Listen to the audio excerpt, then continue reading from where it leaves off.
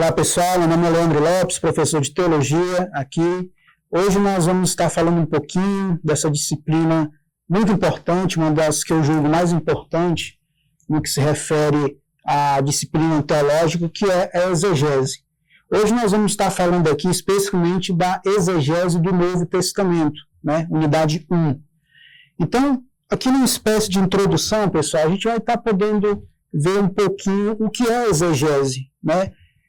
Essa área tão importante, mas ao mesmo tempo muito árdua, por conta do grande trabalho, né, daqueles que são dessa área de exegese, aqueles que se debruçam literalmente ao texto bíblico para poder ali estar trazendo, né, arrancando, extraindo o sentido original ali do texto bíblico, né? Exegese envolve isso. Então, a pergunta que fica é, primeiramente, o que é exegese? Né? O que é essa palavra exegese?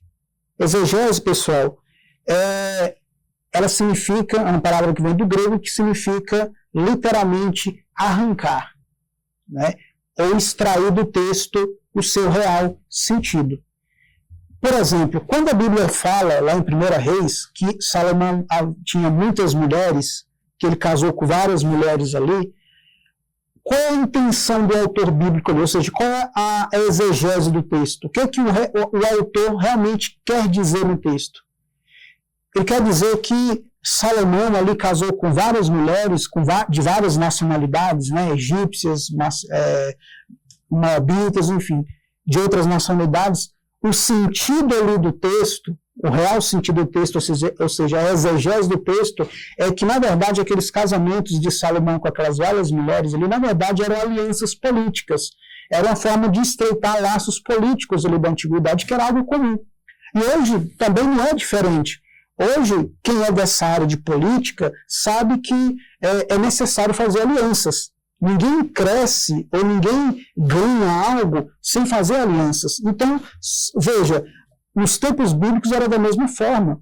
Então, o fato de Salomão ter casado com várias mulheres ali, é claro que esse casamento com várias mulheres ali acabou corrompendo ele, diz o texto bíblico, ao ponto de ele ali edificar altares pagãos ali, para que algumas de suas mulheres viessem a adorar outras divindades. Então, essas mulheres também, ao mesmo tempo que serviu para estreitar o laço político ali de outras nações, de Salomão com outras nações, com outros reinos, porque ele era um político, né? Também essas mesmas mulheres causaram também ali a ruína de Salomão, a ponto de ele se corromper e edificar altares, né, pagãos, a qual ele mesmo acabou ali se corrompendo, né, cometendo idolatria. Então, pessoal, veja bem, exegese, então, é extrair do texto o real sentido dele. É arrancar do texto o real sentido dele. Então, veja, não importa se você está lendo a Bíblia pela primeira vez ou tem lido desde a infância. Sempre haverá passagens que parecem quase impossíveis de ser entendidas. E isso é verdade. Tem muitos textos na Bíblia que, de fato, são difíceis de entender, né? O próprio Pedro, o apóstolo Pedro, vai dizer que havia coisas ali nas cartas de Paulo que eram difíceis de entender. Então, veja, o texto bíblico de um modo geral, a Bíblia de um modo geral, ela não é um livro também, digamos, fácil de se entender, né? E isso por vários fatores, por vários motivos. Primeiro, a gente tem que entender a grande distância entre nós e os textos quando foram escritos, né? Então, esse já é o primeiro baque, digamos assim, para nós entendermos esse distanciamento de tempo geográfico, a qual, no tempo que os textos foram escritos.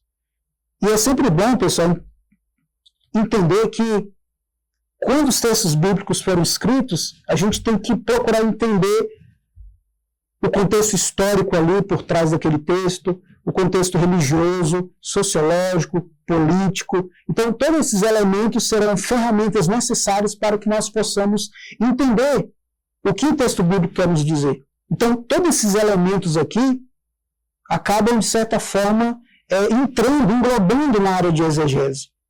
Porque é através desses elementos que a gente vai realmente entender o que realmente o texto bíblico quer nos dizer. Quando a gente vai lê o texto bíblico ali no Antigo Testamento, aquelas várias leis que para nós são até rígidas, leis que para nós não tem nada a ver, né? Como o que tem a ver, se fosse assim no contexto de hoje, o que tem a ver o homem ser proibido de cortar o cabelo ali arredondado, né?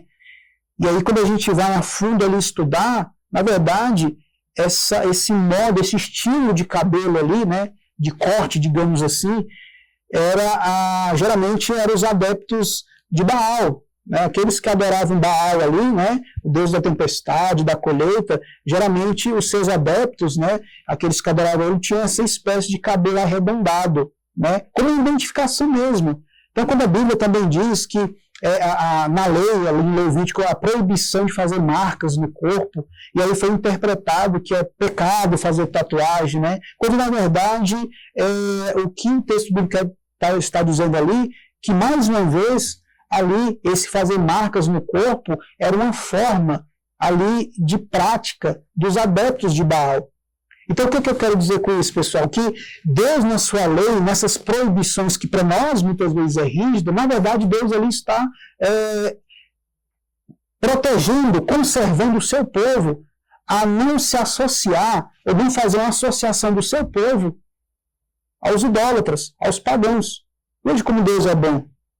Então, a proibição de muitas coisas ali, não é que Deus estava sendo rígido, ele estava conservando, na verdade, o seu povo de serem associados ali aos povos pagãos. E a gente sabe como é ruim quando a gente é associado a alguma coisa, né, negativa, né, se a gente trazer para um contexto de hoje. Então, naquela época não é diferente, é Deus cuidando do seu povo, na verdade, através da sua lei. Por isso que Paulo vai dizer mais tarde que a lei é boa, santa e perfeita, né, a ponto de Paulo dizer que, olha, foi através da lei que eu tive ciência, que eu entendi que eu sou o quê? Pecador, né? E também a Bíblia vai dizer no Novo Testamento que a lei ela serviu de aio, de pedagogo, né? De levar até Cristo Jesus. Né? Então foi um instrumento para levar até Cristo Jesus. Por isso que o texto bíblico ali no Novo Testamento vai dizer que a lei veio por Moisés, mas a graça e a verdade veio por meio de Jesus Cristo. Né? Então continua aqui, pessoal. O termo técnico para essa análise cuidadosa de um texto bíblico é chamado exegese. Né? Então, veja, esse termo técnico, a exegese, pessoal, é uma análise. Né? É uma análise criteriosa, cuidadosa de um texto bíblico, a qual a pessoa pega um texto e ele faz ali uma análise. Palavra por palavra, frase por frase, linha por linha, para se entender ali o que o texto quer dizer. Né? Por isso que o significado de exegese, ou um dos significados, é conduzir para fora. Entendeu? Então, veja, exegese é, portanto, uma investigação, pessoal. Investigação tem muito esse caráter de investigar algo que está o quê? Escondido. E que é algo que precisa ser solucionado. Então, veja, a exegese ela é uma investigação. É um processo de fazer perguntas ao texto, onde eu vou estar fazendo perguntas para o texto. Questões que são muitas vezes provocadas pelo próprio texto. Né? Então, veja, porém, dentro disso, seria um erro pensarmos que somos a primeira e única pessoa a levantar questões sobre o texto bíblico ou procurarmos analisá-lo. Então, a gente não é a primeira pessoa que faz isso. Pessoas do passado já fizeram isso. Né? Ou seja, muitas pessoas entendem o quê? Que há muitas práticas cristãs de se levantar a mão para o alto e tudo mais.